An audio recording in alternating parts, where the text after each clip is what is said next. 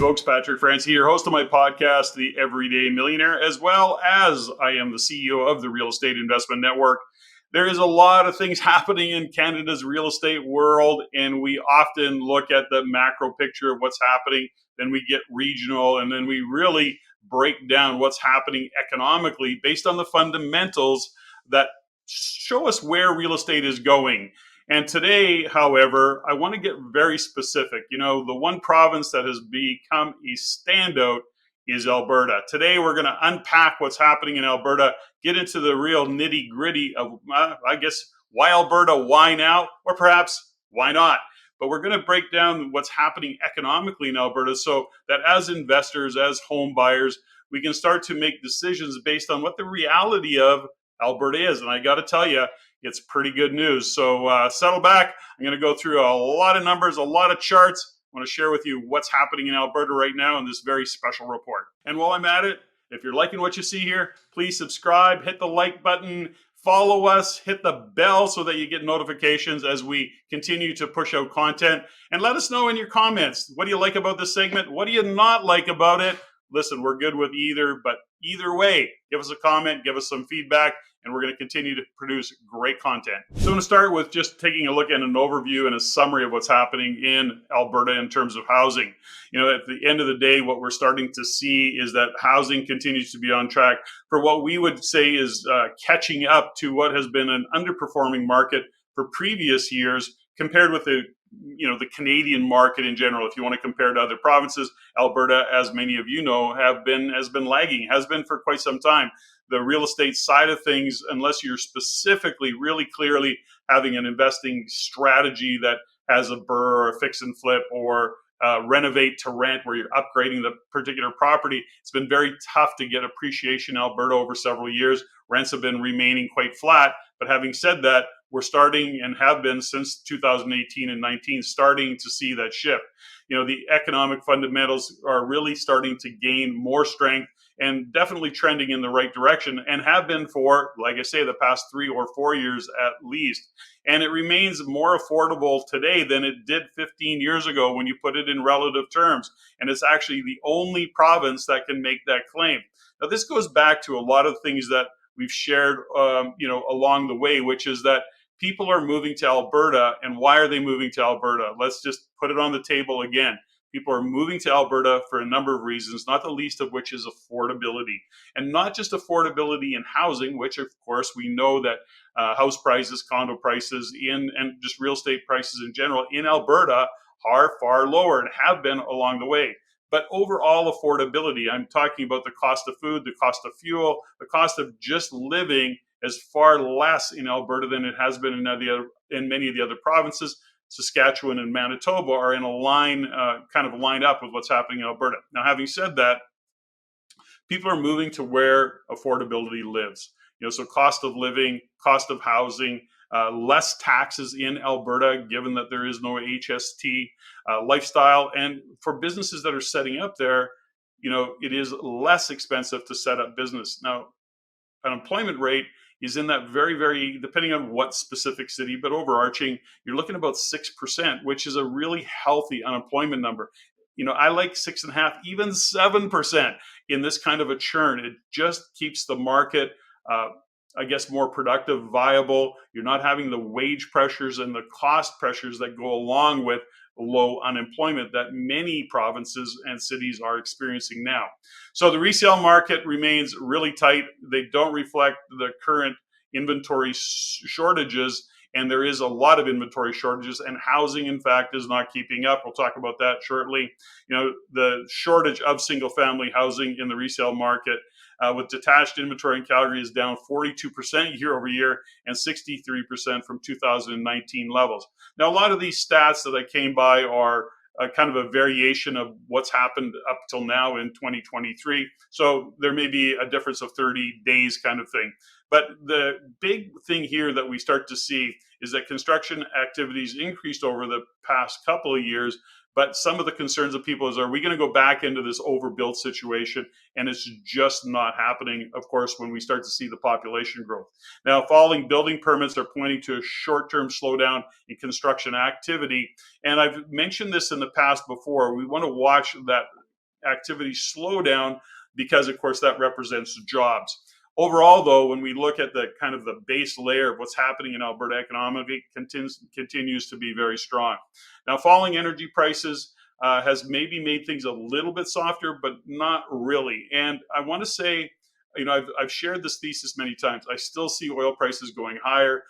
Those individuals that I follow, the research that I have been doing still lends itself to seeing an increase in oil prices down the road. And I'm talking late 2023 into 2024. I think we're going to see oil prices start to come back. Now, I know there's some argument about that because of China's slowing economy and the demand, but there's also the other side of that conversation, which is just strictly supply in terms of what the US is doing and how they're just living off their reserves right now. So there's no new production coming online. OPEC has cut back a couple billion barrels a day, or a couple million barrels a day. The point is this, is that supply is going to continue to be an issue with what's going on in Russia, Ukraine. Russia was a big supplier. That's going to be limited. So overall, there's a global impact on oil. I just see it coming up in price later on. Well, yet to see, but I'm still hanging on to that thesis. I don't have a reason to change it right now. And if I find a reason, then I will definitely change it. So, we have to acknowledge that the Bank of Canada has been in the most aggressive rate hike cycle in 30 years. We're all very, very aware of that. I always go back to one fundamental thing, is that rates will go up, and we don't know how long they're going to be that way. But ultimately, I think there's going to be a shift back down. I'm not saying dramatic. I don't expect us to go back to 1.5%, 1%, those kind of numbers. But I think they will come back down and settle in. Here's something that's interesting. Only a third of mortgage borrowers have seen payments rise so far. And that is the case because fixed mortgages plus banks are doing kind of crazy things in the background, extending amortizations. But we're going to start to see that. They're saying 100% by 2026 if the rate holds at current levels. Now, will it hold into 2026? Who knows? My guess is as good as anybody's. My tendency is to believe it won't. I think it'll come back down a little bit, but we'll see what happens. Household debt service ratio is going to hit a record high by 2024. We're already at record highs. Mounting signs of stress. These are all the risks in the market, by the way. 10-year highs in credit card and auto arrears.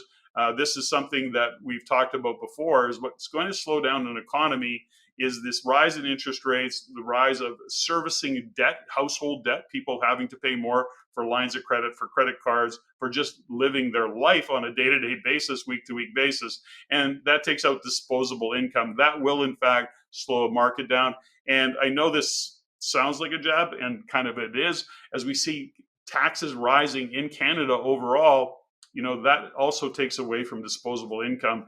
That will, in fact, slow economies down. So the Canadian economy is just very interest rate sensitive. We are a consumer, debt-driven country, if you will. That is what drives our economy. Housing is a big part of that. I've said it many times. But economies in Ontario and BC are far more rate sensitive, and that's population based, and that's based on the cost of housing, for example.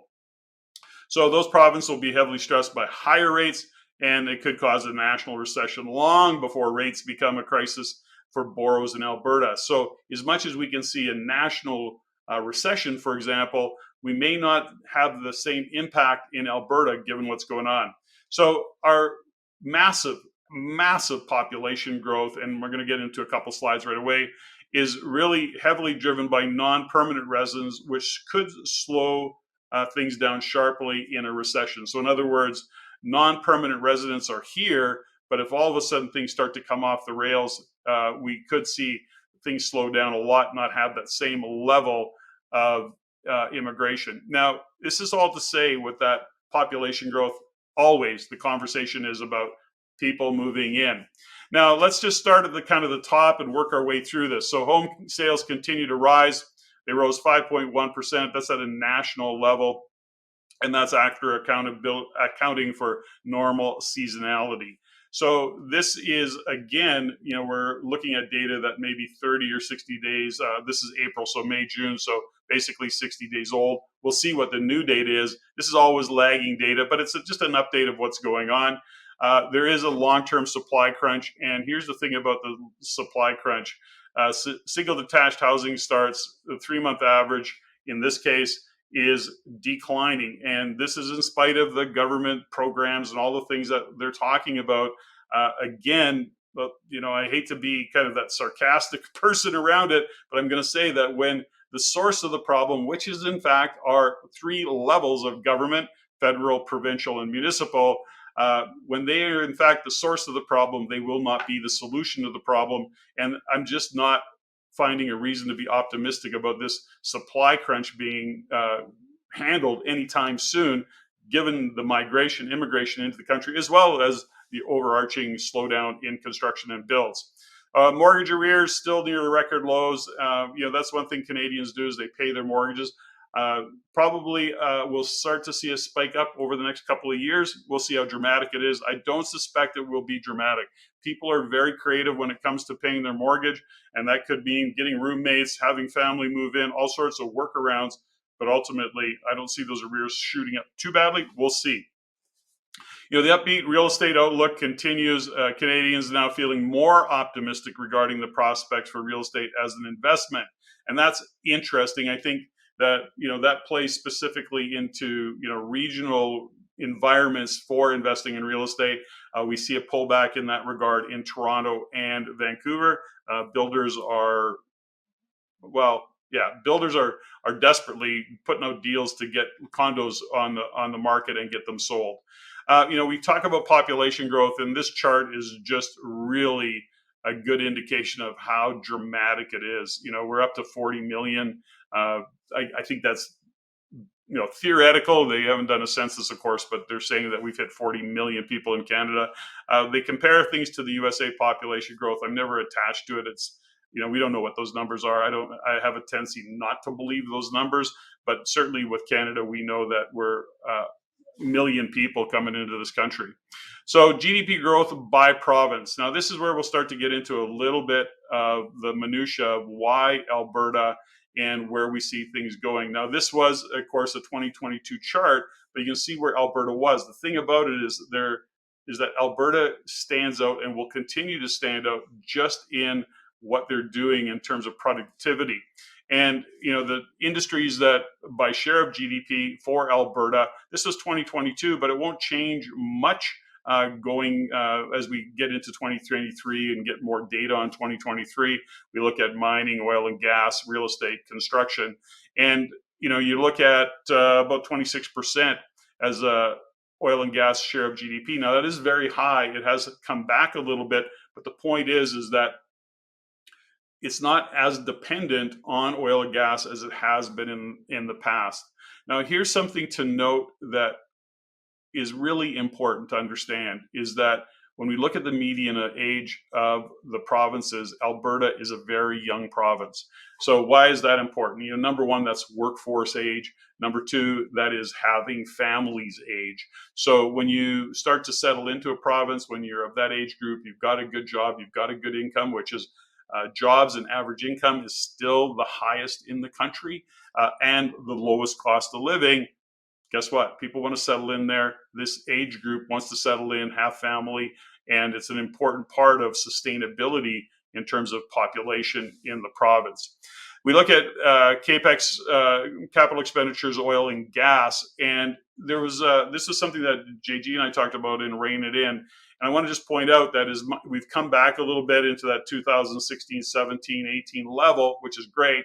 I don't think we'll ever get back into that 2014 level. We may, but I don't see it, given technology, given what it takes to extract, given the infrastructure that they built in those early years, 2014, 2015, for example. That infrastructure is existing, and they have certainly not hit capacity. So they built an infrastructure, and the capacity that they have is not testing that level of infrastructure.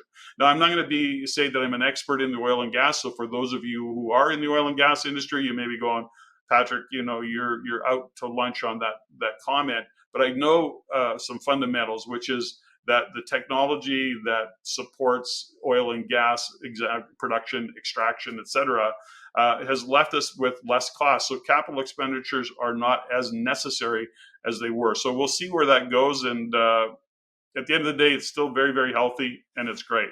Now, we talk about Canadian population growth. I think we would be remiss not to point out just how many people have been moving to Alberta.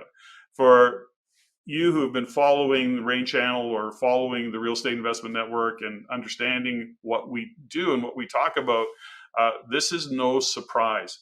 This goes back to, again and again, we say people gravitate to a number of things. First, they want a job. Secondly, they want a place that's affordable to live. They want to be able to perhaps either buy or rent a home that they can afford. So Alberta continues to be that province, higher incomes, better affordability, and great jobs.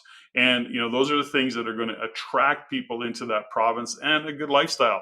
We can joke about the cold and we can do all those things, but ultimately we're Canadians. We're used to the cold, and as much as we may not like it, we have to look at our lifestyle and what we can do in that particular province in terms of living there. Now, this is all to say this: affordability continues to be an issue from an interest rate point of view.